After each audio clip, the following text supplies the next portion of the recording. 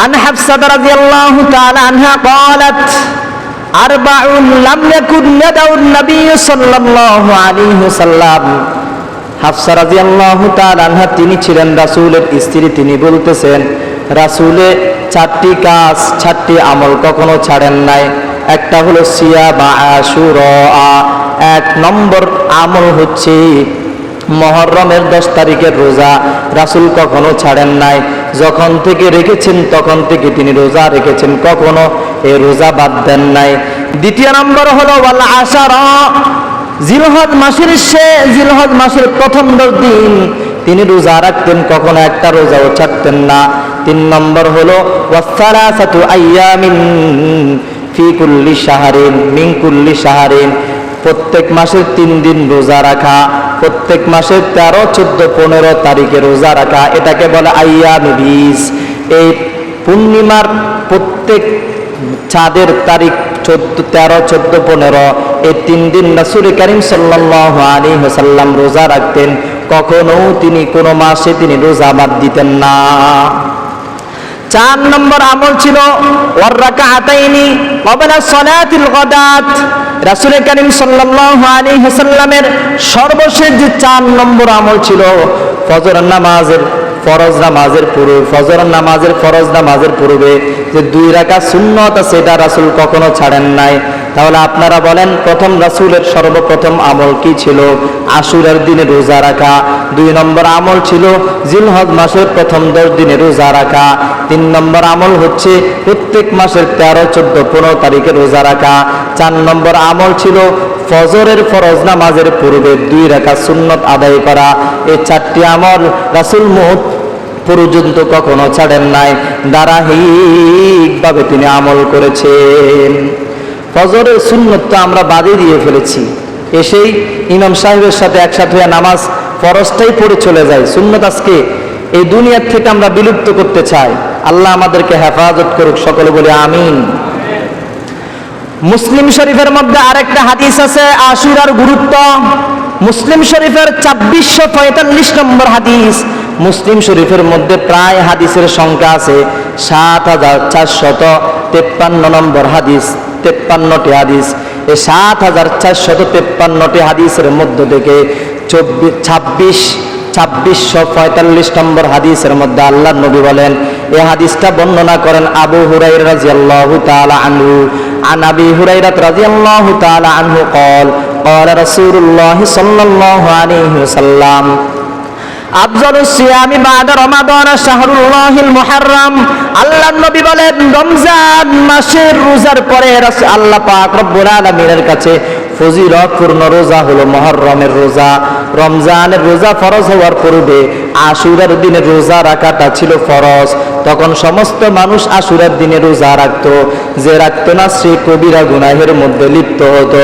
এখন রমজানের রোজা ফরজ হওয়ার সাথে সাথে আশুরার দিনে রোজা রাখাটা সুন্নত এবং মুস্তাহাব হয়ে গেল। আল্লাহর নবী বলেন তোমরা মনে করতে পারো যে রমজানের পরে আশুরার রোজা গুরুত্ব কমে গেছে রমজানের রোজা ফরজ হওয়ার কারণে। আল্লাহর নবী বললেন না না, আশুরার দিনের রোজা এত বেশি ফজিলত, এত বেশি গুরুত্ব। রমজানের রোজার পরে সবচেয়ে উল্লেখযোগ্য, এক পছন্দনীয় আল্লাহর কাছে রোজা হলো আশুরার দিনের রোজা। এখন এটার ফজিলতটা কি জানা দরকার আছে না নাই? সকলে বলেন জানা দরকার আছে না নাই? লাভ ছাড়া তো আমরা কোনো কাজই করি না। দুনিয়াতে লাভ যেখানে মানুষ সেখানে, পরকালের লাভ যেখানে সেখানে আমরা যাই না, ঠিক না বে ঠিক? মসজিদে 10 মিনিট বসে থাকলে কষ্ট হয়, এখানে সওয়াব আছে, কিন্তু এই লাভটা বুঝি না, এটা যে পরকালের লাভ। আল্লাহ আমাদেরকে বুঝার তৌফিক দান করুক। তাহলে আশুরা দিনের ফজিলত কি?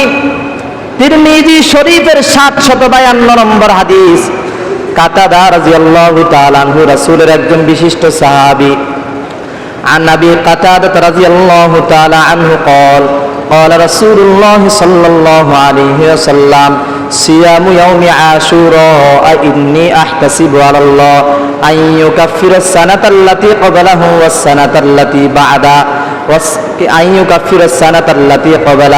আল্লাহ নবী বলেন আমার যে সমস্ত উম্মতরা আশুরার দিনে রোজা রাখবে, আশুরার দিনে শুধুমাত্র মুহররমের 10 তারিখের দিনে রোজা রাখবে, আল্লাহ নবী বলেন আমার এই সমস্ত উম্মতের সারা জীবনের সারা বছরের সমস্ত গুনাহগুলো আল্লাহ পাক রব্বুল আলামিন মাফ করে দিবে।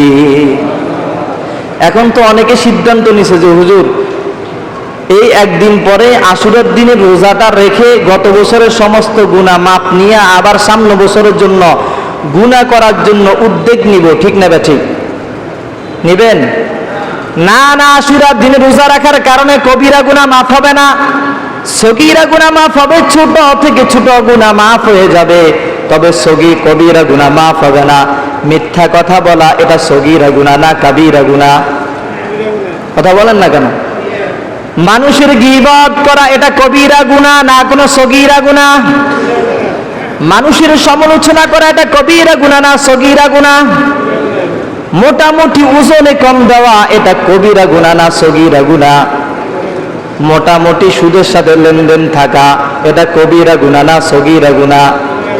এটার ক্ষেত্রে মোটামুটি আওয়াজ কম হতেছে, মনে হয় এলাকার মধ্যে সমস্যা আছে কি? সুদের মোটামুটি লেনদেন হতেছে মনে হয়, হ্যাঁ? আওয়াজ কম হতেছে কেন? সুদের সাথে লেনদেন থাকা, সুদ একে অপরকে দেওয়া এটা কবিরা গুনাহ না সগীরা গুনাহ? আওয়াজ এখনো কম। আওয়াজ যাদের কম হবে বুঝবো এদের মধ্যে সমস্যা আছে। সুদের সাথে সম্পর্ক থাকা এটা সগীরা গুনাহ না কবিরা গুনাহ? আশুরার দিনে রোজা রাখলে সুদের সাথে যে সম্পর্ক থাকলেন এই কবিরা গুনাহ আশুরার রোজা রাখার কারণে মাফ হবে না। একটা মানুষ সাদা সিধা মানুষ ইমানদার মানুষের যে সমালোচনা করলেন আশুরার দিনে রোজা রাখার কারণে গত বছরের গুনাহ আপনার মাফ হবে না। খাঁটি মনে 2 রাকাত নামাজ পড়ে ওই রূপ থেকে মাপ চেয়ে যদি আল্লাহর কাছে যদি তওবা করা হয় তাহলে আল্লাহ পাক রব্বুল আলামিন তাহলে মাফ করে দিবেন। রোজা তো রাখবো, রোজা একটা রাখবো না 2টা রাখবো? আরো জোরে বলেন। সহিহ ইবনে খুজাইমার 2095 নম্বর হাদিস, আশুরার দিনে রোজা রাখতে হবে 2টা। কয়টা? আচ্ছা জ্ঞানী হলে বলেন তো দেখি 2টা কেন রাখতে হবে? সুব কথা বলেন না, মাশাআল্লাহ। কি রাখি ইহুদিরা? একটু আগে হাদিস বলছি, অমনোযোগী রাসূল মদিনাতে গেলেন, ইহুদিরা রোজা রেখেছেন কয়টা? আরো জোরে কয়টা? এই জন্য রাসূল কারীম সাল্লাল্লাহু আলাইহি ওয়াসাল্লাম বললেন সহিহ ইবনে খুজাইমার 2095 নম্বর হাদিস, তোমরা ইহুদিদের বিরুদ্ধাচরণ করো, সুমু আশুরা, তোমরা আশুরা দিনে রোজা রাখো, ওয়া খালিফু ফীহিল ইয়াহুদা, এবং ইহুদিদের বিরুদ্ধাচরণ করো। রাসূল বলে ইহুদিদের বিরুদ্ধাচরণ হবে 2 ভাবে। কয় ভাবে? আরো জোরে বলেন কয় ভাবে? একটা হলো ওয়াসুমু ক্বাবলাহু ইয়াওমান, আশুরার দিনের আগের দিন রোজা রাখা, অর্থাৎ 9 তারিখের দিন রোজা রাখা, ওয়া বা'দাহু ইয়াওমান, অথবা আও বা'দাহু ইয়াওমান, অথবা আশুরার দিনের পরের দিন রোজা রাখা, অর্থাৎ 10 মুহররম এবং 11 মুহররম রোজা রাখা। তাহলে ইহুদিদের বিরোধিতা হবে। তাহলে এই রোজা রাখার কারণে আল্লাহ পাক রব্বুল আলামিন ওই রোজাদারের গত বছরের যত সগীরা গুনাহ করেছে আল্লাহ পাক রব্বুল আলামিন সাথে সাথে তার আমলনামা থেকে সগীরা গুনাহগুলোকে ক্যান্সেল করে দিবে। আশুরার দিন অনেক গুরুত্বপূর্ণ একটা দিন, এই জন্য আমরা এই দিনের মধ্যে রোজা রাখবো। এটা এমন একটা দিন যে মূসা আলাইহিস সালাতুস সালামকে এবং বনি ইসরাইলকে আল্লাহ পাক রব্বুল আলামিন ফেরাউনের দলবল থেকে মুক্তি দিয়ে এই পার থেকে ও পার আল্লাহ পাক রব্বুল আলামিন পার করে দিয়েছেন। এই হলো আশুরার দিনের গুরুত্ব। আশুরার দিনের মধ্যে আল্লাহ পাক রব্বুল আলামিন নূহ আলাইহিস সালাতুস সালামের নৌকা যদি পাহাড়ে যা আটকে গিয়েছেন, আশুরার দিনে আদম আলাইহিস সালাতুস সালাম মুহররমের 10 তারিখের দিনে আদম আলাইহিস সালাতুস সালাম তাওবা করেছেন, আল্লাহর কাছে মাফ চেয়েছেন। দীর্ঘ 350 বছর তওবা করতেছেন, হঠাৎ করে আশুরার দিন চলে আসলো। আশুরার দিনে আল্লাহ পাক রব্বুল আলামিনের কাছে বললেন, আল্লাহ এই দিনের মধ্যে তোমার কাছে দোয়া করতেছি, আল্লাহ তুমি আমার তওবাটা কবুল করে নাও। আল্লাহ তাআলা আদম আলাইহিস সালাতু সালামকে মাফ করে দিলেন। আশুরার দিনে ঈসা আলাইহিস সালাতু সালাম এই পৃথিবী থেকে জমিনে নিয়ে যাওয়া হলো। ঈসা আলাইহিস সালাতু সালামকে আশুরার দিনে ইউসুফ আলাইহিস সালাতু সালামকে তার ভাইরা যে তাকে কূপের মধ্যে ফেললো, এই দিনে ইউসুফ আলাইহিস সালাতু সালাম ওই গর্ত থেকে আল্লাহ তাআলা মুক্তি দিলেন। আশুরার দিনে আদম আলাইহিস সালাতু সালাম এবং মা হাওয়া আলাইহিস সালাতু সালামের মিলন মেলা হলো। আশুরার দিন এমন একটা গুরুত্বপূর্ণ দিন। আশুরার দিনে ইউনুস আলাইহিস সালাতু সালাম মাছের পেট থেকে তিনি মুক্তি পেয়েছিলেন। আশুরার দিনে ইব্রাহিম আলাইহিস সালাতু সালামের সন্তান হয়েছে। আশুরার দিনে মুহররমের 10 তারিখের দিনে ঐতিহাসিক ঘটনা কারবালার ঘটনা সংঘটিত হয়েছে। এই জন্য এটা যেহেতু গুরুত্বপূর্ণ দিন, এটা যেহেতু ফজিলতপূর্ণ দিন, এই ফজিলতপূর্ণ দিনে ওই সমস্ত লোকদের জন্য, নবীদের জন্য আমরা এদের জন্য দোয়া করতে হবে। যারা বনি ইসরাইলদের মধ্যে থেকে যারা বিপদে পড়েছিল তাদের জন্য দোয়া করতে হবে এবং এই সমস্ত ইতিহাসগুলো আমরা স্মরণ করে নিজেদের মাঝে বাস্তবায়ন করার জন্য প্রচেষ্টা করব এবং রোজা রাখার মাধ্যমে আমাদের আমলনামা থেকে 1 বছরের সগীরা গুনাহগুলোকে ডিলিট করব এবং আল্লাহ পাক রব্বুল আলামিনের রাজামন্দি আমরা হাসিল করে আল্লাহ তাআলার রব্বানিয়াতের ভিত্তিতে আমরা লালন পালন হব। এই প্রত্যাশা নিয়ে আজ থেকেই আমরা সিদ্ধান্ত গ্রহণ করি যে আমরা আশুরা দিনের রোজা রাখবো 2টা। কয়টা? আজকে হলো 8 তারিখ, কালকে হবে 9 তারিখ। কালকে হবে কি? তাহলে আজকে সুবহ সাদিকের আগে সাহারির সময় খানা খেয়ে কালকের দিনে রোজা রাখা যাবে 9 তারিখ। এর পরের দিন আরেকটা 10 তারিখ।